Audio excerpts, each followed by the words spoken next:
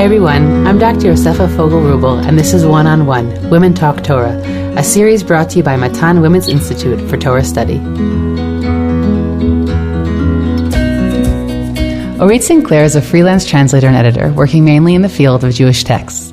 She works as a copy editor at the Koren Talmud Bavli and is currently working on the team translating the commentary of Rabbi Adin Steinsaltz on the Tanya. Sara Daniel is a translator and editor for Koren Publishers, Jerusalem. She is part of the translation team of the forthcoming New Koren Tanakh. Her other translations include the Koren Slichot, also forthcoming, various works of contemporary biblical scholarship, and ancient and modern poetry and prose. Sara and Oritt, it's wonderful to have you here. Thank you. Thank you so much for having us, Yosefa. It's so nice to be here. It's also great when I get to talk about professional things with people I'm also friends with, because when you meet people in the park or on Shabbat, we usually don't schmooze about our daily professional activities. So it's also a really good opportunity. I would like to remind everyone that we're in a series right now on women in writing. And we've been discussing women and halachic writing, women writing Torah wisdom. And today, what we'll be focusing on is, I think, a really unique angle, which is women translating Torah-related texts. These are women who often aren't heard. The nature of the job of translators is that they are behind the scenes, and often people who like being behind the scenes. And so I really think this is a unique opportunity to speak to women who I think are remarkable, interesting, inspiring, and intellectually engaging, who are doing work that will benefit thousands of people, and they'll never know them necessarily. And we'll talk about that piece. But this is another piece in the puzzle of women in their contemporary writing today. The world and the Torah was created with words, and we are a people of the book. We are a people who focus very much on literacy, on reading and writing, and the crux of our religious existence for so many of us, for so many people, really depends on words. And so I think that this is a unique opportunity to be able to speak to women who have on their shoulders the burden and the gift of bringing those words to other people. So without further ado, I want to first start by asking you both how you came to your profession. Oritt, I want to start with you. The road was a little bit windier, based on the little bit I know about your background. So I'd love to hear about how that happened. Yeah, for sure. So I think that in retrospect, looking back at it, it makes so much sense that I ended up in this profession, because it just combines two of my major passions, which are language and Torah.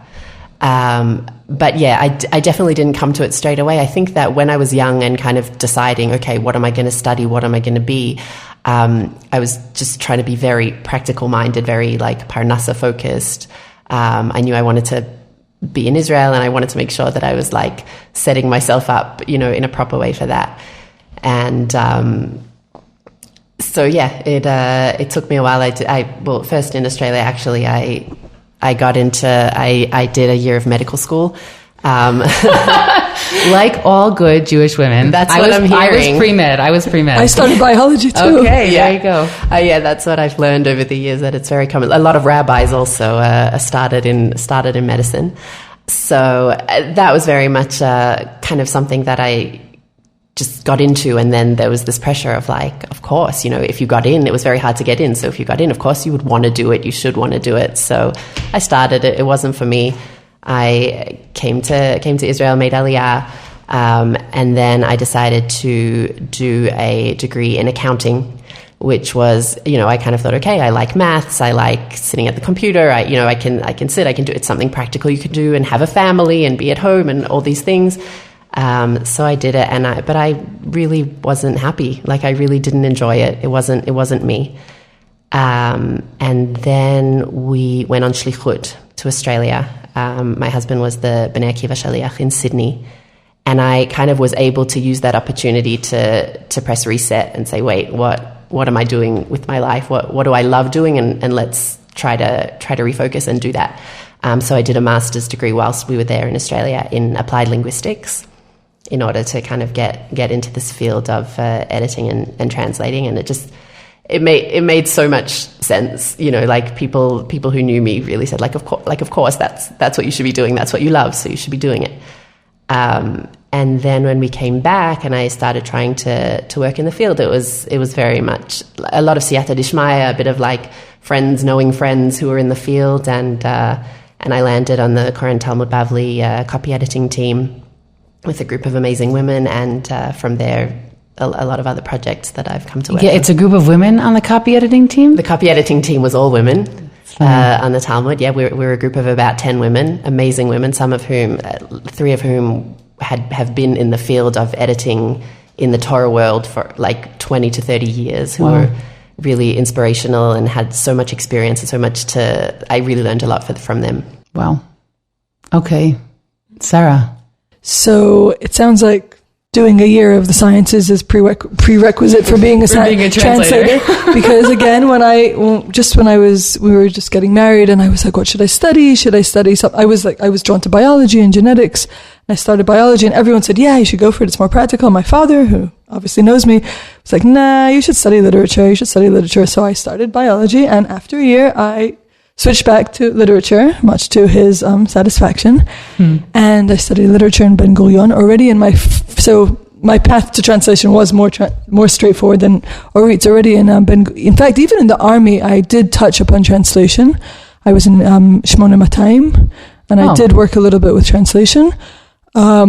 Then already in university, some of my professors would ask me to translate things for the department. I worked a little bit to the Ben Gurion fundraising, international affairs, and I did some translation work for them. Nothing, very technical, nothing particularly interesting, but it did get me into the world. And my father had already been he already started publishing when we made Aliyah. I started working with him a little bit, did some translation. One thing led to another.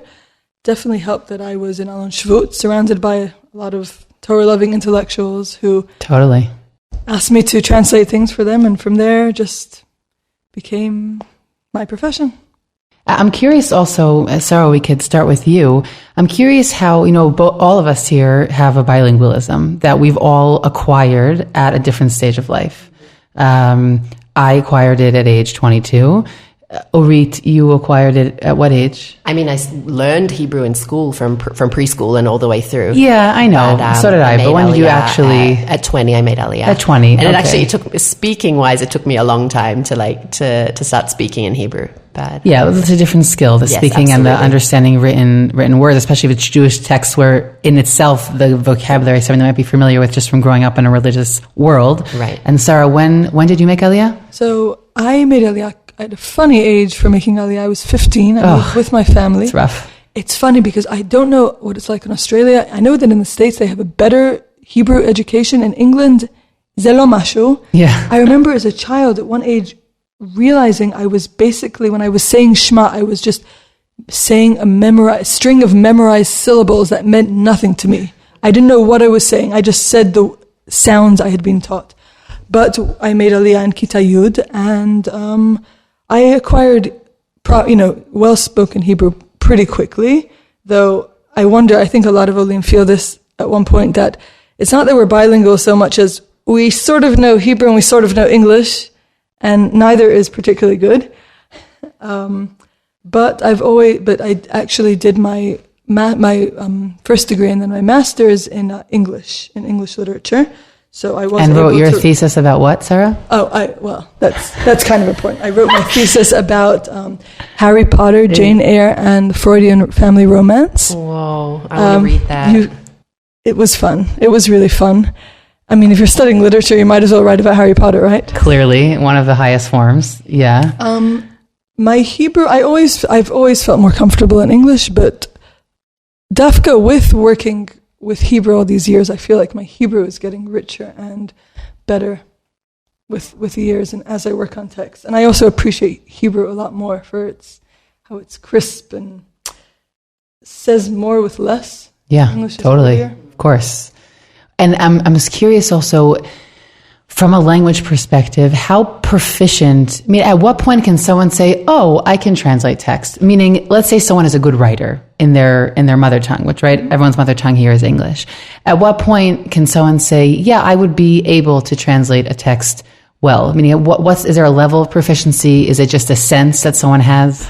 I don't know. I do think some people think they have it, and once you actually try to translate, it doesn't always work for everyone. I do think you need to be a good writer. That's the most important thing about being a good translator. Is being a good writer in the language that you translate to. Right. It's hard to say how good your proficiency of the language you translate from is. It has to be good, but it does have to. Okay, can I take a pause for a second? Yeah, sure. But I think that was good. Meaning saying that it has to be perfect. Has to be perfect, and you have to really have a feel for the nuance and how you use words and and above all, you have to be a good writer. It depends what the purpose. Also, it depends what the purpose of your what kind of translation. Because if it's something more technical, then I don't know how good your grasp has to be of the original language, as long as you're coming across properly in the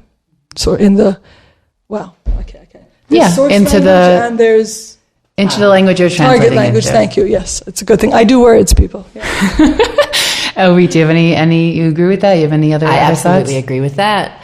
I think in the original language, it's just important to kind of have a knack for just how it flows, how like there's a lot of talk about how language and culture are so tied up together, and like I feel that a little bit of like, okay, if you're translating a certain text, like know just the background of like where it's coming from. You don't necessarily need to have all the vocabulary, all the words, but just like know who's writing it and who they are writing it for. Who the target audience is. Absolutely. Yeah. I think we'll touch upon this also in the coming portions of our conversation. But when you translate a text, you both have almost complete control over the tone that the text will take into the culture it's being translated into.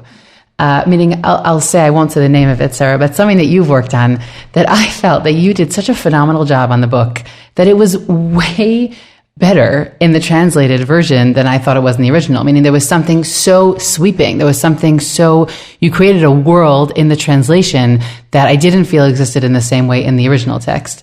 And so it's a very powerful position. I mean, I don't know. And when we do these things, we can't think about this all the time because it would kind of like make us nervous, right? We can't think about the power we have, right? We think about it when we with our kids. It's overwhelming. You know what I'm saying? It doesn't work well. But it really, when we translate a text into another language, we're creating a new culture of that text in a new one. That wasn't very eloquent, but we all understood what I mean, right? We're taking that text and putting it into another culture. And so it's literally coming alive again in another space. Okay, we're going to touch upon that as we keep going. I'm just curious, do either of you engage in writing in other forms currently or in the past? I love writing so much. I've always loved it. The short answer is no, not at the moment. But I feel like there's definitely some kind of potential within me to do that at some point. In like creative writing or something? Definitely. I mean, maybe creative writing, maybe a doctorate one day, maybe a blog. I have no idea, but okay. There's something there. The energies are percolating. Absolutely. Okay, Sara, what about you? Yes, I have definitely been writing in my head for years. I really hope to write properly one day. This has not been a very conducive year for going beyond what we do in our day jobs and mothering, because it's been all-consuming. This has been an all-consuming year. I hope there'll be the time for that in the future. Yeah, I think also that I also love to write. I did actually translate, by the way, for a number of years for a number of Matan programs, but I find that when you speak about writing in your head, if I don't write it down immediately, it disappears. Meaning it's no longer there. I'm not one of these people who can come back and be like, oh, I had that idea, 3 weeks ago, and now I need to write it when literally the iron is hot. And if I don't write it, a creative piece or a creative piece exploring something in, a self, or if it's more of like, a Facebook or a blog thing. If I don't write it down right away, then it disappears. Like the muse just goes away. And it's a little bit of mourning that happens for me when that happens, and you need to be at a certain stage of life where you can sit down and write immediately. Absolutely. I have to say that when I was writing my doctorate, I actually wrote more because I was by a computer. So I was like, oh, okay, so if I take 10 minutes right now, write the idea down while I have the words, while that opening and ending sentence is there, I'll be able to get it out, as opposed to now where it's like, forget about it. It just disappears in thin air.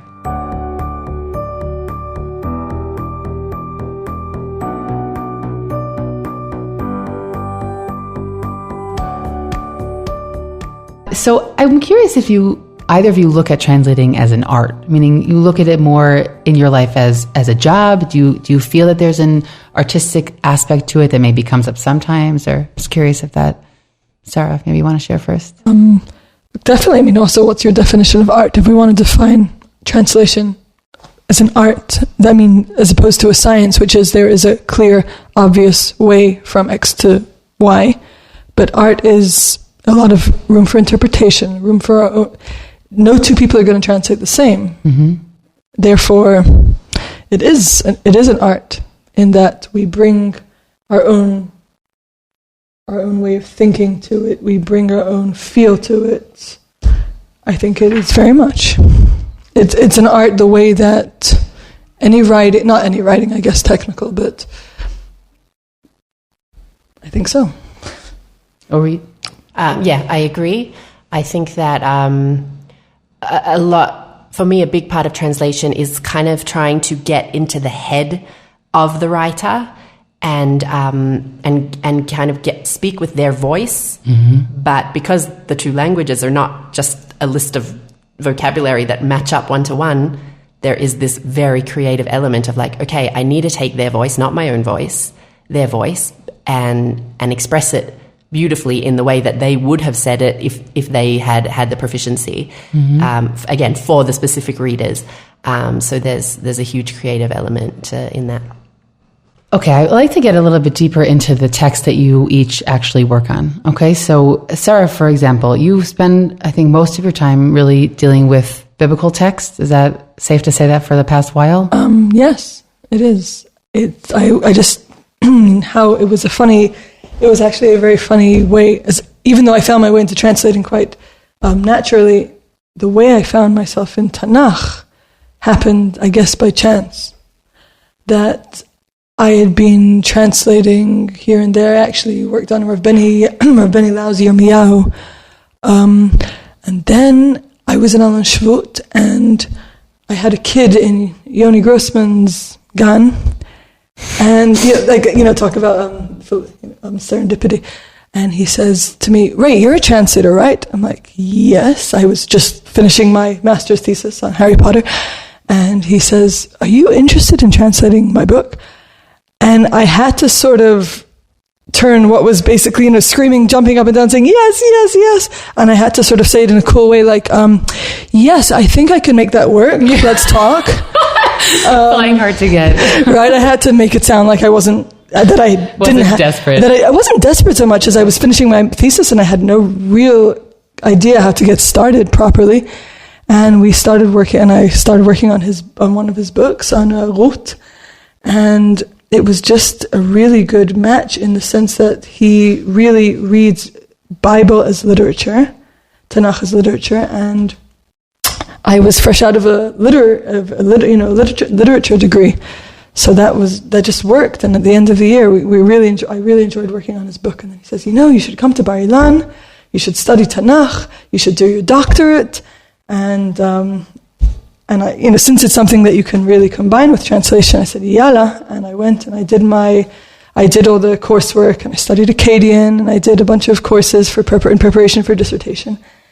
And that really gave me the tools to then go ahead and translate the Tanakh, because just as I was getting started on my dissertation, the opportunity to work on the Koran Tanakh translation came up, and I said, you know what, doctorates can always pick it up later, but this is a once-in-a-lifetime opportunity. So Baruch Hashem, there was a lot of hashgacha just in how it all came together, and I started working on the Tanakh. And I just want to say, by the way, as somebody who uses these texts in her daily life, Sara is really, really great at what she does. Your articles and books, I've read them, and they're really excellent. I just want to say that here. Thank you. I really have enjoyed them.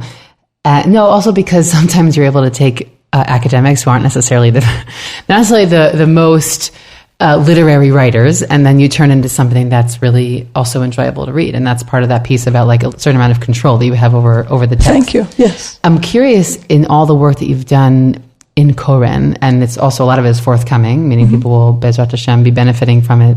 When is that coming out? The Tanakh, the first edition, which is one volume of the Tanakh, later there'll be a separate 4-volume Tanakh with a translation, but for now it's just 1 volume. It should be out within a few months. Wow, okay.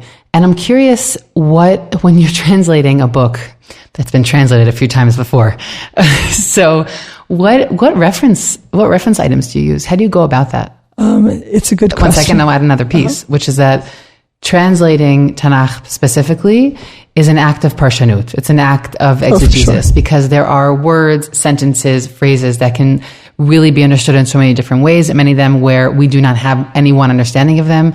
And so anytime there's a translation, that's the first thing I'll always tell my students, if they're ever using translations, just be aware, it's a commentary. It's not really a translation.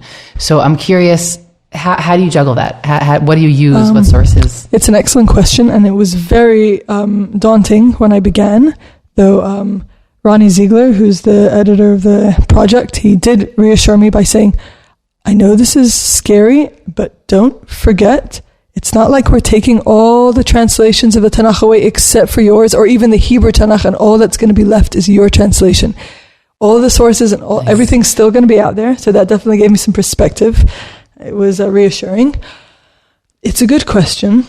There's no doubt that at least that a good percentage is definitely interpretation.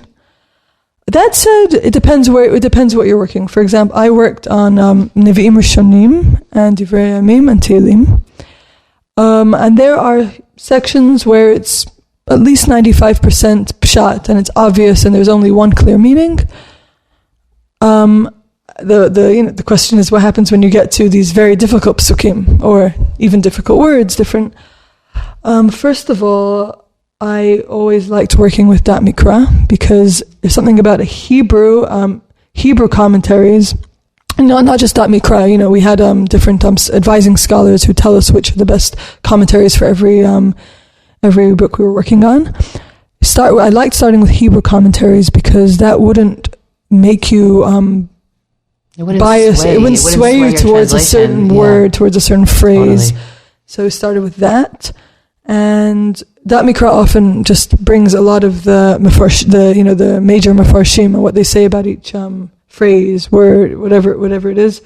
So that way it would include a lot of the traditional Jewish commentary. Mm-hmm. And we'd have different books. The scholar would tell us which are the best books which happen to be the best commentaries for every, because for every book we work on, because for Yoshua, maybe Anchor Bible and This World Commentary and this different commentaries would be good. And in other cases, he'd say, that's not so good. Go with this. So I'd just work with a whole bunch of commentaries. And was there like an intentional, let's say you open up the book of Yoshua. What is the intention? You say, I want, of what the tone is, right? Every week we have control over the tone that we create. Mm-hmm. So did you have intentions for different books or? So, first of all, Corin's main goal with this new translation was definitely for it to be beautiful and readable and fresh and very accessible to the reader. Mm-hmm. So when there are phrases that we'd have to consider what the commentary was, first of all, there was always a preference for traditional commentary as opposed to scholarship, and almost always for the Masoretic version of the text. Okay.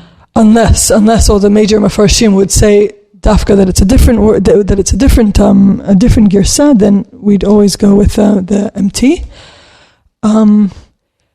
In general, for those of the uninundated, that there are multiple versions of the Torah of Nevi'im. We're not going to get into the theological piece, but we have very, very ancient translations of different books of Tanakh that often serve as witnesses to the fact that there were other versions that circulated. So without getting too complicated and too theologically provocative, I'm just explaining what that means. Thank you. And the Masoretic text, or the MT, refers to the Tanakh as most of you will have it today. If you're holding a Koran Tanakh, that version only came to be, I hope that I'm not saying something wrong, but it only came to be earlier in the 1900s, meaning you had up until not all that long ago various versions that would be circulating. Okay, well, thank you for clarifying. I guess we all tend to use, doctors tend to use medical terms that we're just without thinking. So you were using you had a preference for Jewish commentaries. You had a preference for, you wanted to remain loyal to the Masoretic text, and that you had these words that you had in mind of being beautiful and flowing and accessible. Yes, so that together, Bemet solved where we should be going and what kind of reading we should use. Not, at least 95% of the time. I mean, I feel for those who were who did the Nevi'im Achronim and the really difficult texts, because the later prophets. I don't know how they did that, but Baruch Hashem, we had there are issues here, there in Shmuel with the Tzinor and all these difficulties, but all in all, it was reasonably straightforward. We have an editing team that we could, every book had its its accompanying scholar for every book that we could always ask their advice. And beautiful. Oritt, you're also working on a fairly it's not the same as the Bible, but it's a fairly monumental text as well, which is the Tanya. And so I'm curious also in terms of tone and influence, you're working specifically on, explain to us, on a commentary on the Tanya. On Rabbi Adin Steinsaltz's commentary on the Tanya. The Steinsaltz Center is currently putting out a version of the Tanya, so they are also translating the Tanya text, but I personally am on the team that's translating the commentary. What is the overarching goal also? Are there certain words that guide you in the tone you want to create, and also in terms of consulting texts? How does that work for you in your work? So we have a style guide on a lot of these big projects that I've worked on. There's a style guide that the publisher puts out for that particular project, and which has in it just the how do we translate this particular term? Which terms do we not translate but actually transliterate? All kinds of questions like that come up in the style guide. So that's a great reference. And then, like Sara mentioned, there's also a whole team working on the project at the same time. There's a lot of stages that a book goes through. So after translation, there are multiple editing stages that it's going to go through. So I can always ask any of the editors, okay, how should we deal with this? How are we approaching this? Yeah. They even, on the Tanya project specifically, they even have someone who's the official Chabad expert to make sure that we're Can I ask what that is? I mean, you're not allowed to say. No, it's just to make sure that we're in line with current Chabad thinking about how these things are translated and thought of. Wow. Because I guess a lot of people on the team are not Chabad themselves. So it's important. It's an important thing. Wow. Did you do any preparatory work before you started the translation? I don't know. I haven't learned the Tanya. I've tried, by the way. I've tried a number of times, and I just wasn't able to. So I'm just curious. Did you have background? Did you? I have minimal background. There's a phenomenon in Australia where the shul, even if the shul is not Chabad, the rabbi is. Okay. Really? I grew up with a Chabad rabbi, and in a shul, a small community where the families were of all different flavors, so including many Chabad families within the shul. So yes, I grew up with this pseudo Chabad influence in my life, including a charuta or two in the Tanya. Just when I was young, so not a huge amount of background, but it's just always been something that's a part of me and a part of my growing up. I found an audiobook of lessons in Tanya, which I listened to a little bit before I started, just to kind of get myself into the mood, Totally. into the vocab, and into the style of it.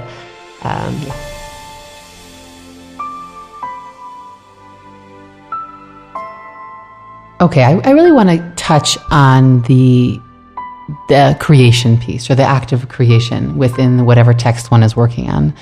And the first thing I really want to ask you, and Oritt, I'll direct this question to you first, is how do you view your role when you're translating, in terms of your role with the text as part of someone who's creating it? Are you just bringing it to a different culture? What's the guiding even image or concept you have in your mind when you're working on these projects?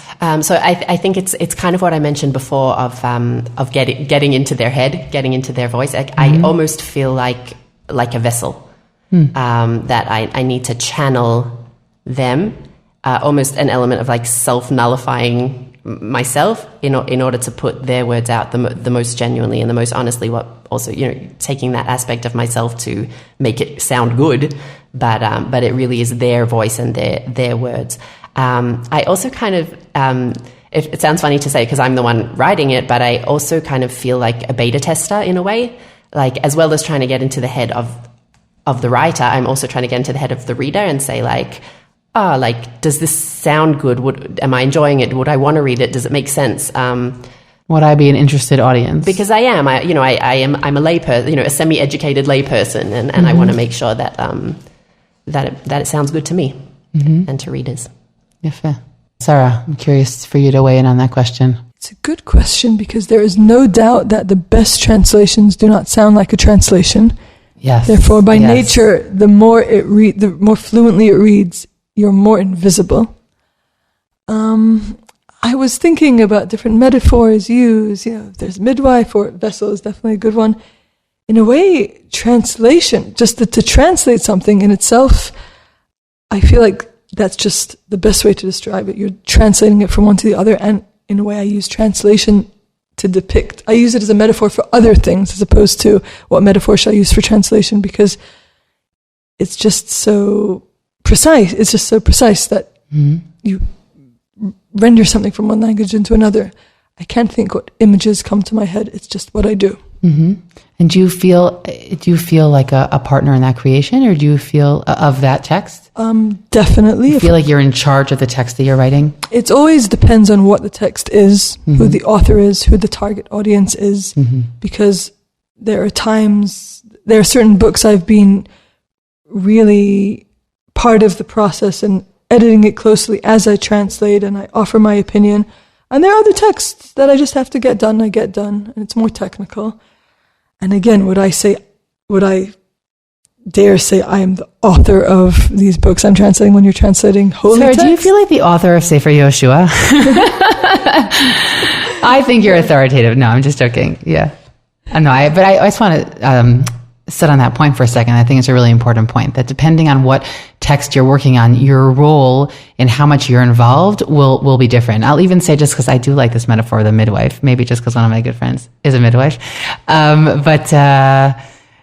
it's like also in birth, meaning in some births the midwives are instrumental in helping that baby come to the world, and in other births they're witnesses, meaning they're witnesses. They're there to comfort, they're there to use touch or help and support when needed, but their role is more minimal. So I think you're speaking to that kind of piece where it really depends on what the project is, how much Sara appears or is part of that creation process. I also want us to get at the woman question, which I am being obstinate about asking in all of these conversations, because I'm curious to hear how people reflect or don't reflect in it. Not reflecting on it is also interesting. Is also an interesting piece.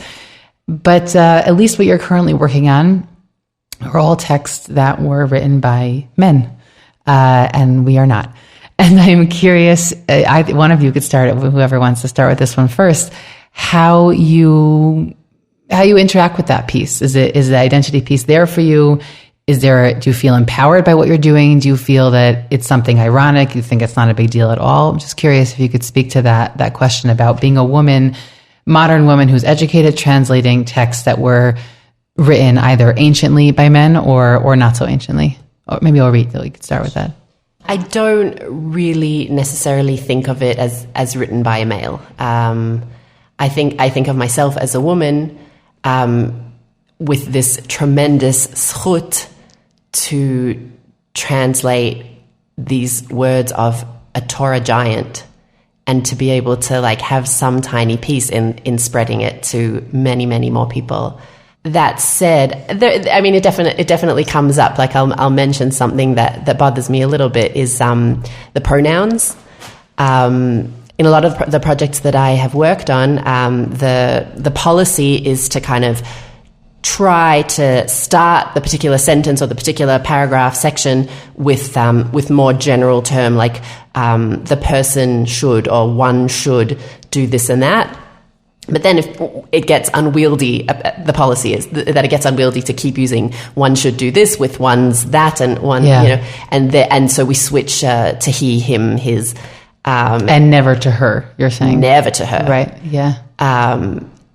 And especially, it does bother me because these works are for all Jewish people and can really help all Jewish people to come closer to Hashem, and yet it excludes women. It excludes me. It excludes all of us. I just want to say that I don't think that I'm the most sensitive on this question and topic, even considering all different things I've done in my life. But I will say that even if we're not sensitive to it, when we spend our life getting used to reading texts that don't address us, we get used to not being addressed. And so even if I don't read it and feel that my feathers are ruffled, right? Or I don't think it's a big deal. Like, God forbid, don't have any negative feelings towards the person who wrote it, right? Who that certainly was nowhere in the cultural sensitivity of the time. But as women, when we continually read texts and we're not the addressed audience, it actually goes somewhere very deep inside of us. And I think that we just often get very used to not being addressed.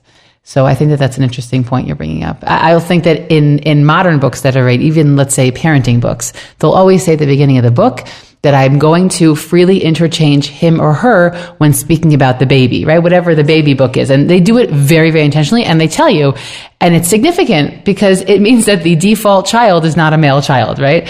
Certainly for those of us who have only children of the opposite of the female persuasion. So that's particularly poignant, but it's a very purposeful part of the writing. So I think that that's a really interesting piece you're bringing up. And and it would be unusual if a Jewish translation of a rabbinic text would say, yeah, we're going to go with the whole flowing in and out with the him and her thing, throughout the translation. I mean, there are other options as well. Like they could use them and they in the singular. What's that called? A general in English? I don't know. I know it's called in Hebrew. General pronouns. So, yeah, something like that. It's become a lot more common, definitely in spoken English. It's extremely common. It's just, not yet thought to be, especially in Jewish texts. It's not the done thing yet. Maybe it will be at some point. Interesting. Sara, what do you think about this piece? So I think, like Oritt, I've never had much of an issue with, as a woman, translating a male voice. What's interesting is both on the Steinsaltz Talmud and Tanya apparently team and the Tanakh team, most of the translators are women. Now, this was not intentional. This was not a conscious effort to hire women and to empower, nothing like this. I think on Lehefech, I think the fact that women were just chosen because they are, all the people on the team are excellent translators, I think speaks volumes of, I hope, where the world is going to, the fact that we weren't out and there was no, what's the word, corrective, affirmative action. There was no affirmative action here. This was just, they took translators according to who the best translators were. Mm-hmm. And that is, I never think of myself, wow, it's wonderful that I as a woman am translating this text. I say, wow, how many people, men or women, get to have this privileged position of translating this text for such a wide audience? This is a huge privilege. I don't think of the gender issue much. It doesn't really come up for you. It doesn't really come up for me. It's not present for you. Yes. I tend to be more articulate in writing than speech. I just feel like I need to point that out. Totally identify. I'm like, all the words, when I'm typing, they come to my fingers. They do. And when I'm speaking, I sound like I don't really do words very much. You do a wonderful job. Sara, if you can share with us, you brought a text for us. Right, so I wanted to say, like Oritt, the problem in this respect, the problem with Hebrew is such a naturally gendered language as opposed to English. Yeah, you have a neutral I, you have a neutral, there's just inherent neutrality in gender neutrality in English you don't have in Hebrew. So there was a real question when you're translating Tehillim. I say, the whole book of Tehillim starts with Ashrei Ha'ish. But right, lucky is the man. It's not that women are supposed to be or happy or fortunate. But women aren't, it's not like women are supposed to go be'atzat rasha'im or b'derech chata'im. And yet it starts with such a strong ashrei ha'ish. Now there's alliteration in this. It's striking. It's a very strong way to begin the book. But how, as women, do I feel, as a translator, I really did say, this should speak to me the same way it speaks to happy is the man, So I actually did translated happy is the one who does not walk in the counsel of the wicked, who does not stand on the path of sinners, who does not sit among the jeering cynics. Wait, I'm just going to make sure that everyone caught that. I mean, instead of saying happy is the man or lucky is the man, so we've turned it into the general one. To happy is the one. Mm-hmm. And then I remember the translation process, I did want to try and use a more neutral they. Instead, the Lord's teaching is all their desire. There was a group decision to go with instead the Lord's teaching is all his desire. So there was an attempt to try and to go with more gender neutral language with the gendered pronouns. The gendered pronouns, but it can be awkward or people aren't used to it. Now, I personally do think that we should just embrace them and their as a gender neutral, all inclusive pronoun, and within about a few books into it, we just get used to it because I already have, and it sounds normal and natural to my ear. I do wonder if a lot of the higher up editors who are just been around for longer and they're more used to a certain convention style and doesn't speak to them, but I do think that's the general direction we're pushing for, and I hope we can get there because but there were issues. I remember with Kuf Kafchet, for example, it's Ashrei Kol Gever Yireh Hashem, and then you say, wow, it is a bit more gendered. The content is in the man is in the field, and the woman is so what do you do there? Should we retain the masculine voice there? Should we, not really the masculine voice, the masculine topic that it concerns a man, or do we go with something more to downplay that still? These are questions in when we're translating a text from an ancient world, from a different culture. How do we translate it into something that can really speak to men and women and boys and girls alike?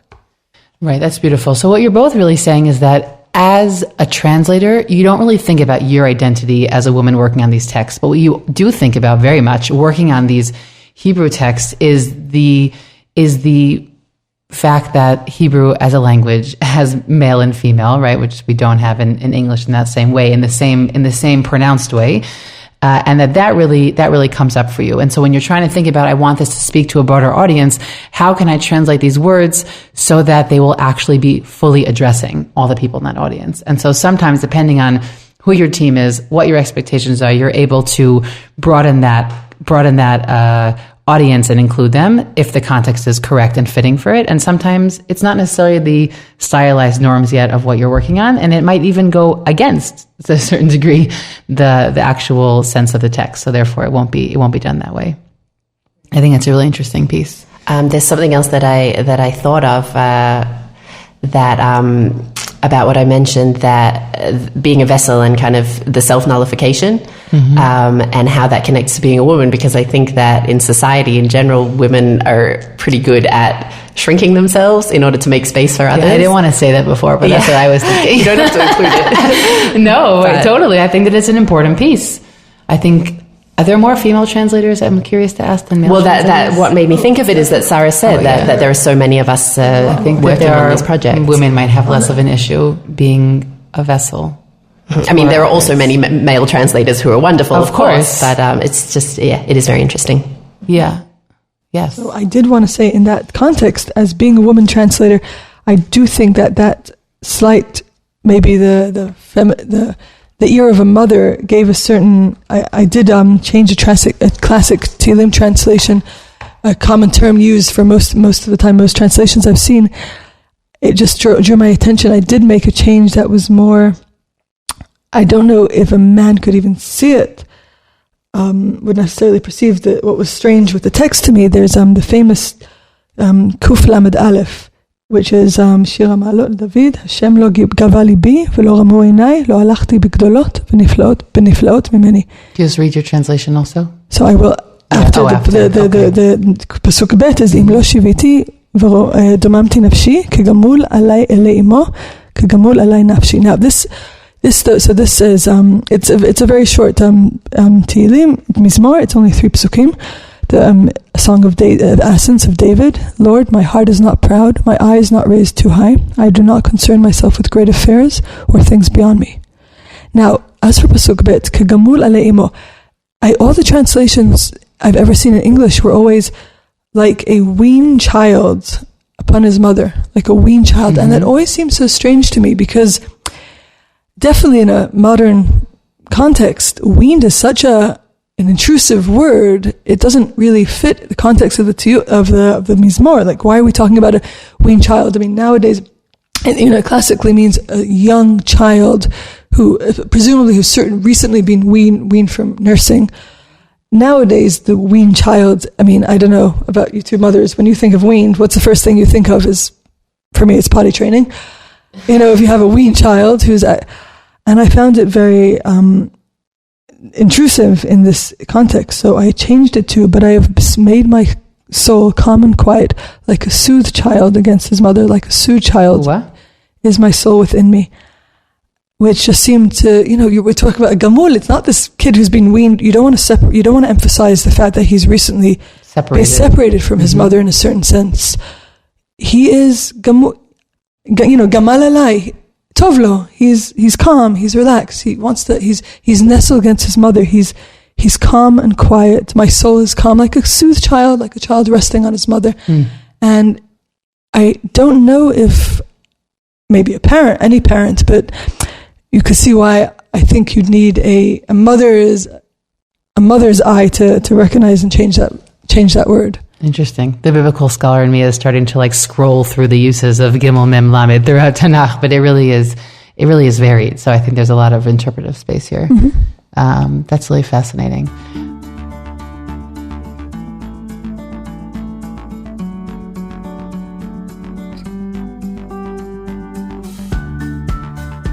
We're going to have to bring this conversation to a close, but this has been really interesting, and I also, translators do such important work, and really no one gets to meet them. So I'm really happy that we've been able to bring you here, and I just wanted to end off. I always ask sort of a series of lightning round questions. So either of you could feel free to jump in. By the way, well, I'll just put the question out here in the middle of the table, and you'll feel free to answer, okay? This one you're probably going to have a lot of answers to. But what book or books are currently on your nightstand? You're looking at me. So I actually just finished Na'ar HaOfanaim by Eli Amir. It's an autobiographical novel about a young Oleh from Iraq in the 1950s and the experience of that group of Jews, which was, I do recommend. It was a beautiful book. A bunch. They're usually a bunch. Reading is always, I also think reading, it's just been natural for me forever, and it's just one of my favorite things. And also I think it's important, I guess, as a Israeli America, whatever, English speaker living in Efrat, you just have to keep your English up, because otherwise, but we recently read my way through Potok again, Chaim Potok, and just... That was a goal of mine last year, and I wasn't successful. So I pretty much read everything, start with The Chosen and the Promise, My Name. So recently, what really started me on the Potok kick was the Book of Lights, which is just beautiful. So I read that for the first time, and it really just made me say, okay, here, I'm just going to go with him. I just started the three Body Problem. It's by a Chinese author. It's a Hugo Award-winning science fiction book. The Screw Tape Letters, something I like to read. Dip into C.S. Lewis, I like to dip into that. That's a pretty nice variety. Just a few. If you could sit down for coffee or tea, whatever you like to drink, with anyone in the whole world, who would it be?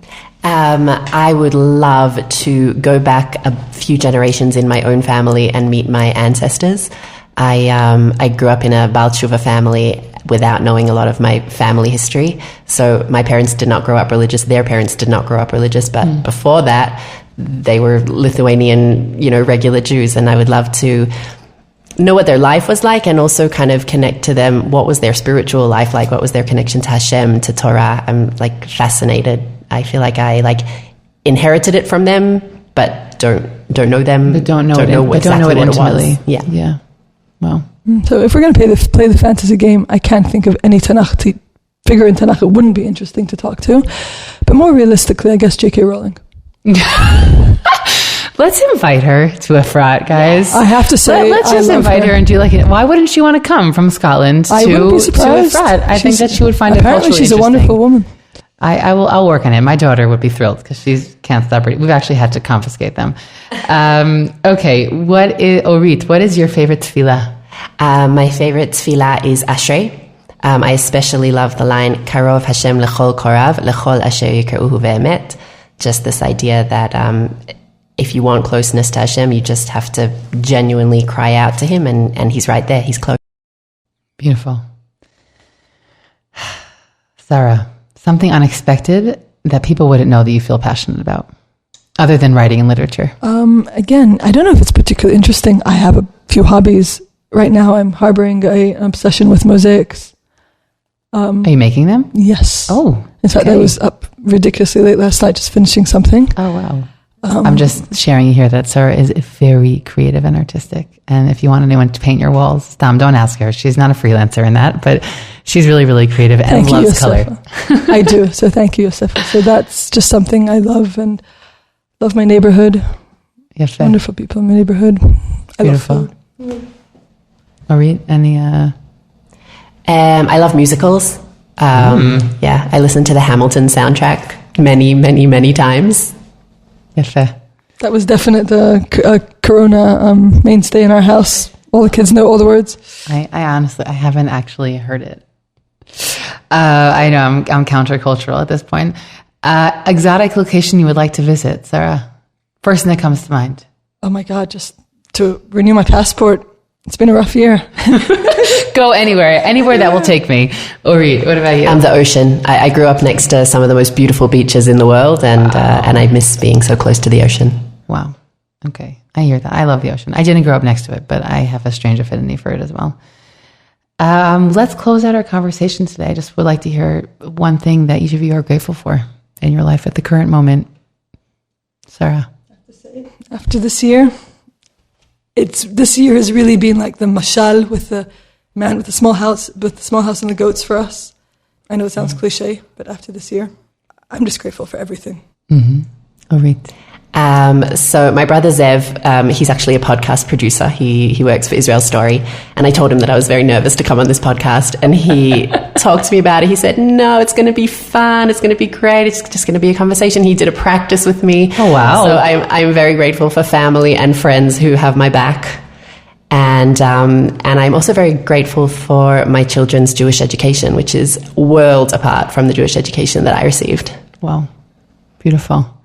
I really want to thank you both for coming here, and it's been a real pleasure and so much fun to get to speak about our professional lives together. So I'm really wishing you tremendous hatzlacha, and that a real gift that you're bringing the world, that you're bringing these texts to a broader audience, and it's going to impact people in ways that we'll never even know, which is the beauty of art and bringing that, and the beauty of art and Torah and bringing it to the world. So thank you so much. Thank you, Yosefa. Thank you for having us. I hope you enjoyed this conversation as much as I did. I am Dr. Yosefa Fogel-Rubel, and this is One-on-One Women Talk Torah, a series brought to you by Matan Women's Institute for Torah Study. Thank you to the entire Matan team for their input. Please do One-on-One and Women's Torah Learning a small favor by sharing this podcast with family and friends so that we can reach new listeners. You can stream and download these episodes on Spotify, iTunes, and Matan's website, and write us any feedback at podcast@matan.org.il. That's podcast@matan.org.il. Thanks for listening, everyone.